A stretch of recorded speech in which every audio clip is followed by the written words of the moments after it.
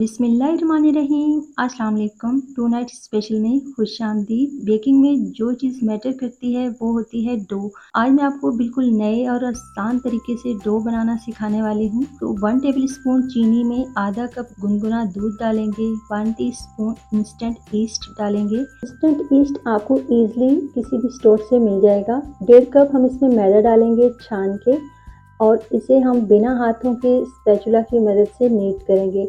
एक room temperature अंडा इसमें डाल देंगे और इसे भी मिक्स करते जाएंगे। अगर ज़रूरत महसूस हुई तो हम इसमें 1 से 2 टेबल स्पून दूध या पानी का इस्तेमाल कर सकते हैं, लेकिन फिलहाल हमें इसकी ज़रूरत नहीं है। और यहाँ पे अब इसमें डालने लगी हूँ total 2 table spoon oil. 1 table spoon में अभी डालूंगी और बाकी हम बाद में यूज करेंगे। 2 पिंच के करीब मैंने इसमें नमक डाला है और इसको इसी तरह रोल करते हुए हम इकट्ठा कर लेंगे। 2 से 3 मिनट के बाद जब ये सारा आटा और दूध अच्छे से वेल कंबाइन हो जाए, तब हम आटे को सेंटर में रखते हुए किनारों की तरफ स्ट्रेच करेंगे, ताकि आटे में जो भी लम्स वगैरह हैं वो ख़त्म हो जाएं और आटे में ज़्यादा स्ट्रेच आए। इस तरीके से डो को बनाना बहुत ही आसान है और जिन लोगों को डो बनानी नहीं आती वो भी इजीली बना सकते हैं। और ये बिल्कुल आसान है, ना तो इसमें आपके हाथ गंदे होंगे और ना ही आपकी डो ख़राब होगी। बहुत सॉफ्ट और मज़े की डो बनेगी जो अच्छे से राइज़ होगी। अभी मैं आपको इसका रिजल्ट भी दिखाऊंगी। तो यहाँ पे इसको गूंथते हुए मुझे तकरीबन 5 से 7 मिनट हो चुके हैं। तो इसे हम डो की फॉर्म में इकट्ठा कर लेंगे। जो ऑयल हमने बचा के रखा था वो इसके ऊपर फैला के रख देंगे और इसे हम तकरीबन 1 घंटे के लिए सेट होने के लिए छोड़ देंगे, ताकि ये अच्छे से राइज हो सके। डिपेंड करता है मौसम पे, अगर सर्दियां हो तो हो सकता है डो को राइज होने में ज़्यादा टाइम भी लग जाए। तब तक हम पिज़्ज़ा के लिए टॉपिंग तैयार कर लेते हैं। तो 1 शिमला मिर्च, 1 प्याज और 1 टमाटर को मैंने क्यूब्स की शक्ल में कट कर लिया है। 1 टेबल स्पून ऑयल में 1 टीस्पून जिंजर गार्लिक की पेस्ट डालेंगे और इसे सौते करेंगे। 250 ग्राम बोनलेस मैंने चिकन लिया है। धोने के बाद हम वो शामिल कर देंगे और कलर चेंज होने तक इसे कुक करेंगे। फ्लेम यहाँ पे मेरी मीडियम टू हाई ही है और थोड़ा सा हम इसमें पानी शामिल करेंगे ताकि चिकन थोड़ा सा टेंडर हो सके।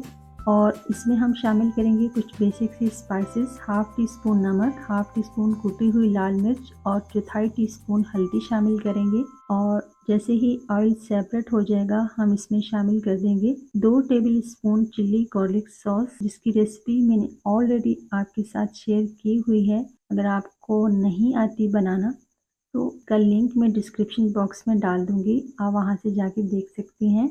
और लास्ट में हम इसमें डाल देंगे। अब यहाँ पे हम वेजिटेबल कट की हुई डाल देंगे और इसे हमने ज़्यादा ओवर कुक नहीं करना, ताकि इनका ना तो कलर ख़राब हो और ना ही इनका क्रंच ख़त्म हो। बस हार्डली 2 से 3 मिनट हम इसे कुक करेंगे और इसे ठंडा होने के लिए छोड़ देंगे। और अब यहाँ पे हम चेक कर लेते हैं अपनी डो। तो माशाल्लाह आप देखिए डो अपने साइज़ से 3 गुना बढ़ चुकी है और ये कितनी सॉफ्ट और फ्लफी बनके तैयार हुई है। एक बार हम स्पैचुला की हेल्प से इसकी सारी एयर निकाल लेंगे और जिस प्लेट में हमने पिज़्ज़ा बेक होने के लिए रखना है उसे ग्रीस करके तैयार कर लेंगे।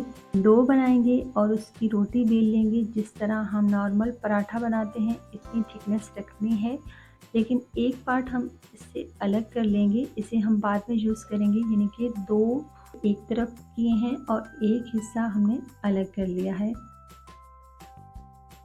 हम इसे बेकिंग वाली प्लेट में रख देते हैं और कांटे की मदद से इसमें छेद कर लेंगे। तो ये स्टेप करना बहुत ही ज़रूरी है, इसे मिस मत करिएगा। और इसके ऊपर हम पिज़्ज़ा सॉस अप्लाई करेंगे,